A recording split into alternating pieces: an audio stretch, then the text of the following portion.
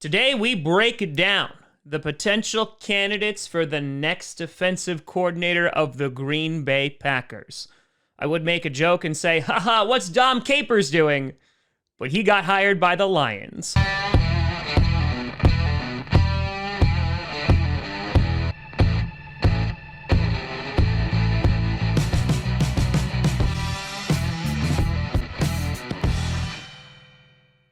Grossi Posse Packer Nation. Welcome to another episode of Packcast, the podcast where you don't have to be a Packers fan, but it sure does help. I'm your host, Tom. Packers, this is your moment. This is your opportunity. Pick up the phone. Call me. I'm waiting. I will be the new defensive coordinator. You may ask, Tom, what are your qualifications? And I'll have you know, none. Grossi, and today we're going to be taking a look at some of the interview candidates that the Green Bay Packers are bringing in to be the new DC, and also some of the folks that they've already taken a look at. Before we get to that, I want to do a big shout and thank you to some brand new YouTube members. First, we got Kokuja Doku, we have Aaron Walls, we have Campaign 2002 upgrading, we have Eric Schwett, we have Spencer Bacon, and we have Drew Dog 23. A big shout out and thank you to you all. So the Green Bay Packers are scheduled to interview 5 candidates for the new defensive coordinator position now that Mike Pettin has been not extended, let's say, and they have already interviewed 3 other folks. Now, there's been other people that have been rumored, right, like a Wade Phillips, where it doesn't seem like that's going to be a thing, even though Wade Phillips went on Twitter and thanked Packers Twitter and was like, you're so nice to me. Matt LaFleur is going to pick the best guy for the job, though, which I'm not necessarily upset about because I kind of want a younger person in there, but that's just me. And you also saw a former coach for the Seattle Seahawks, Chris Richard. He just got picked up by the Saints, and so he's going to be signing a contract with them. He was potentially rumored to be on the Packers list, and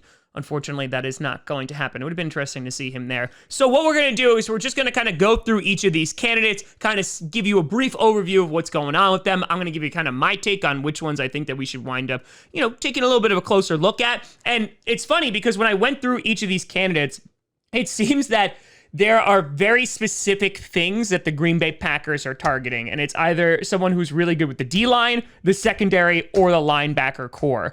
And I think that that's fascinating because if you look at the Packers right now and you try to identify some of the problems they have on defense, obviously their secondary was pretty good this season, right, with Jair Alexander. Obviously you had some problems with guys like Kevin King and Shannon Sullivan in the NFC Championship game, but overall, the secondary was pretty damn good, especially that safety unit with Savage and Amos. You look at the D-line, though, and that's stuff that needs work. You look at the run game, and yep, it improved quite a bit, but that needs to step up as well. And of course, linebacker has been a need since, ever. So with that being said, let's get started with our first one, who honestly has been making the most waves in the media, and that is Wisconsin defensive coordinator Jim Leonard. Now, right off the bat, there might be some folks going, Tom, who? And I would say, it's Wisconsin Badgers defensive coordinator Jim Leonard. Don't you know? And there's some of you that would just be like, Tom, he's from Wisconsin. I want him.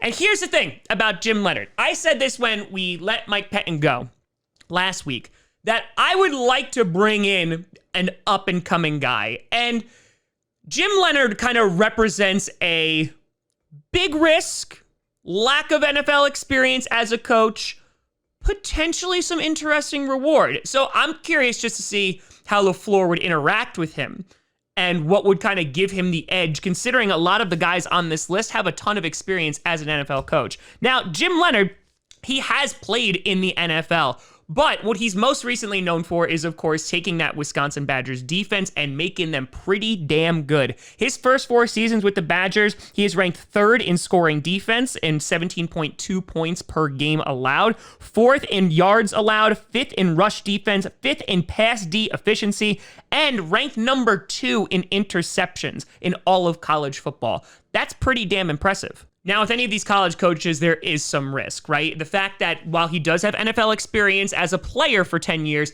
he doesn't have that coaching experience. And so there's going to be some that are going to be out there that go like, okay, well, don't we want someone who's a bit of a vet or at least has some experience working with professionals?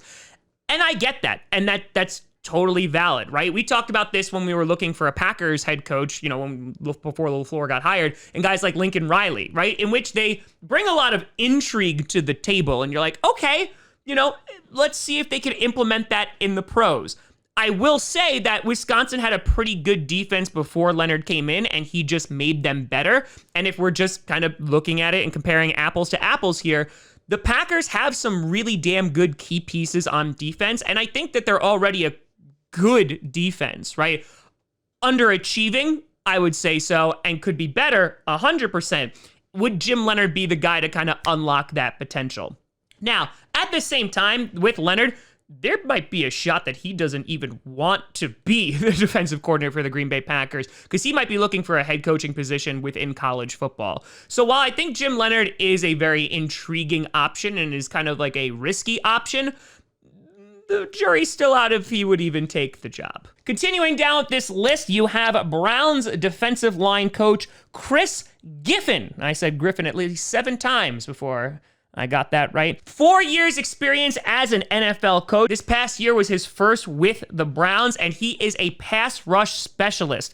Now, the Browns had a pretty good pass rush this year. Obviously, have guys like Myles Garrett who make it a lot better. But the thing that really stood out for me was his time with the San Francisco 49ers, in which he helped develop Nick Bosa back in 2019. Now, a year before they got Bosa in 2018, he helped DeForest Buckner reach a career-high sacks and also get a Pro Bowl berth. So Giffen is really intriguing to me because you look at our defensive line, and obviously you have guys like Kenny Clark, who you're like, yeah, staples, amazing. But you look at other guys like Dean Lowry or Tyler Lancaster or Montravius Adams, who either, one, don't produce on the field or have been very lackluster to say the least. And I wouldn't be surprised if the Packers go and actually target a defensive lineman in the draft to kind of give Kenny Clark some support on either side. Because where the pressure is coming from is either Kenny Clark or it's coming from our outside linebackers. In addition, as I mentioned, that secondary is already pretty damn good. And a good pass rush makes that secondary look even better. So while we are going to probably have to address corner in the draft just because you're going to have an exodus of people and or talent has just not stepped up the way that we hoped it would, I think that Giffen provides a pretty damn good option to kind of rejuvenate that defensive line. Whoever we wind up bringing in, you have a guy like Giffen who can say, hey, I'm going to develop these players and we're just going to be dominant. The secondary can take care of itself. And I got to be completely honest, after seeing Mike Pettine's like 3 and 4 man rushes all these years, I kind of wouldn't mind someone who specializes in defensive lines. Next on the list, you got Ryan Nielsen, the Saints defensive line and assistant head coach. He spent 4 seasons as the Saints defensive line coach. He's helped that run defense become one of the best in the NFL, has had 38.5 sacks just from the D-line alone in 2019. And listen, the Saints, you could say what you want about them, but that run defense for the most part, unless they were playing like the Eagles, they stepped up in a major way, especially on that defensive line. For Packers fans who like Nielsen, it makes a lot of sense because his bread and butter is run defense, something that we have struggled with for quite some time. And similar to guys like Giffen, he would be able to take that defensive line and probably put a whole bunch of better schemes together to utilize the talent in the correct ways and actually be able to stop the run. And again, we could just allow the secondary to do what they are doing. So I think that Nielsen's obviously a viable option as well. I'm not going to lie, I kind of like Giffen and his resume a little bit more than I like Nielsen's, but still a viable option. Then you got veteran Matt Burke, the Eagles defensive line coach and also run game coordinator. 17 years of NFL coaching experience. He was the Dolphins defensive coordinator from 2017 to 2018, in which during that time he took their defense from 29th to 16th, their run defense from 30th to 14th, and he's also been a linebacker coach for quite some time. And Burke is definitely more developed and more of a veteran than any of these guys that we've mentioned on the list thus far.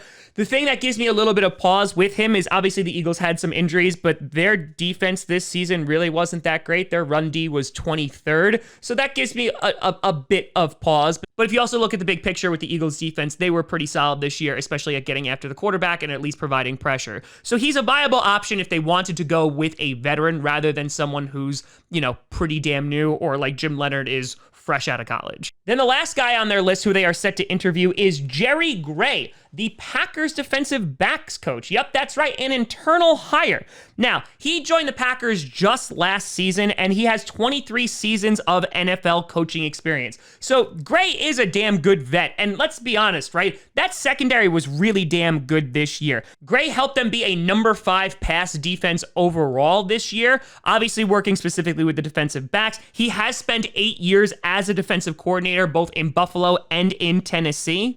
And you look at the work that he's done with guys like Jair Alexander, and that's been phenomenal. Now, you can look and be like, okay, but what about Kevin King and Sullivan and all that stuff? And, that's totally valid. But the upside with Gray is obviously not just all the experience that he brings, but he already knows the team. And so he's going to potentially be able to take his specialty and just apply it to the rest of the defense as a whole. That also would allow us to potentially go and bring in another guy who could work specifically with our D-backs. Another thing kind of giving him a boost is this is a guy who has been picked by Matt LaFleur. So LaFleur obviously brought him in, liked the job that he was doing, and is now considering for a defensive coordinator position.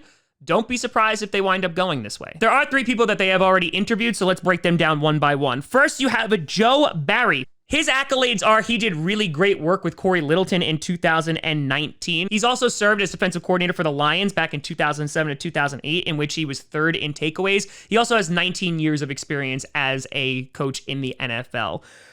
I gotta be completely honest, I'm not like completely and totally sold on Joe Barry. Barry does bring a unique experience. While some of these guys do have linebacker experience, it seems like this is really his specialty. Now, I will say that while you have guys like Chris Barnes who have stepped up and Kamal Martin who have done well, the Packers really haven't invested a ton of draft capital in linebacker in quite some time. And so I don't want to say that bringing Barry in would be a waste, but are they going to start caring now? And maybe he's needed to take those guys who are late round draft picks and or undrafted guys like Chris Barnes and kind of raise them to the next level. Though if I had to be completely honest, I would say I'd probably want to focus on our D-line a little bit more, but you never know. They could go to wild card and bring in a veteran like Barry. The next guy that they've already interviewed is Chris Harris, who's Washington's DB coach. He has 7 years of coaching experience within the NFL. This was his first season as Washington's DB coach, and during that time, he made them the 2nd best passing defense in the league, so they were doing something right. Now, I will also say that, talking about what we just mentioned before, that defensive line was dominant. So yes, a strong defensive line makes that secondary look better, but number 2 is nothing to shake your head at. He is a former safety and also has had coaching experience with the Chargers in 2016 to 2019, and also was with the Bears in 2013 to 2014. He also helped develop Derwin James into being the player that he is today, and also he helped lead Casey Hayward to his 2nd Pro Bowl. So again, running with this theme of focusing on the D-backs, it makes sense, right? Take a strong unit and make them even stronger. And considering the Packers are most likely going to invest some draft capital in this draft, sure, bring him in and see what happens, because Chris Harris has a pretty damn good resume. And finally, you have the Rams safety coach, Ijiro Effero, and a lot of Packers have kind of been throwing his name at me on Twitter and are kind of excited to bring him in, and it makes sense, right? You look at him, he's involved with that secondary. The Rams were the number 1 pass D in 2020. They've had a pretty damn good pass D for the past couple of years. It makes sense that you want to bring him in. He spent 4 seasons with the Rams. He was actually on the Packers for a stint as the defense quality control coach with Dom Capers, and everyone just shuddered a little bit. It's okay. The bad man can't hurt you anymore. And I get the hype around it because you're thinking, okay, they have an amazing defense, right? So let's take a coach from there and implement that defense here. I will say the Rams have lost many coaches over the past couple of years, right? From getting signed by other teams because they want to replicate that defense's success. However, and I think Andy Herman brought this up on Twitter, Evero also has been up for a bunch of promotions within the Rams organization and has never gotten them, so that does give me a tiny bit of pause. In addition, you look at why the Rams are successful, and you look at guys like Jalen Ramsey and Aaron Donald, and obviously this year guys like Leonard Floyd, and you do wonder how much of it is that they just have like these elite players in place that allows them to be so successful. So I'm not saying that Evero is a bad pick by any stretch of the imagination, But I also think there needs to be like a healthy dose of realism as to looking at why that defense is so good. And that's kind of like what the difficulty is here when trying to pick a defensive coordinator, right? Someone who is on a team right now, not as a defensive coordinator, but as, you know, a safeties coach or a D-line coach or a linebackers coach. You look at the entire thing and you go, okay, what players did they develop and make better, which some of these guys definitely have done, and there's some great examples of that. But at the same time, how much of it is going, okay, well, their success is just a product of how good that defense already is. And that's the balance, and it's so difficult to try and tell. I think there are some guys on this list that really kind of stand out and go, hey, they took this player and made this player great. You look at a Chris Harris with a guy like Derwin James or with Casey Hayward, or a Chris Giffen with Nick Bosa or DeForest Buckner. Those are the kinds of examples that I'm talking about. And so from my perspective and how I'm viewing this is I honestly would prefer someone who has defensive line experience. That is arguably one of the weakest points on that defense. I think with Jair at corner and whoever we wind up bringing in, it will still be good. And of course, the safeties are great. The defensive line, though, will make that secondary look so much better because if they're constantly pressuring the quarterback, it just makes the secondary's job so much easier. So if I had to pick right now, I would like a guy like Chris Giffen and or Chris Harris. But let me know what you think down in the comments below. Which one of these guys do you like the most? Would you take a chance on a guy like Jim Leonard, who's a total wild card, who is not in the NFL and doesn't have any coaching experience? Would you rather a veteran, or would you rather one of these guys who have like 3 or 4 years of experience but are still up and coming? Let me know what you think down in the comments below. You can always find me at TomGrossiComedy.com or at TomGrossiComedy on all social media, see down below. Check out podcasts on SoundCloud, iTunes, Google Play Music, Spotify, and of course YouTube. And a big shout and thank you to all the patrons over at patreon.com/TomGrossiComedy and the YouTube members. But thank you so much for watching. I'm Tom Grossi. And as always, go Pack Go.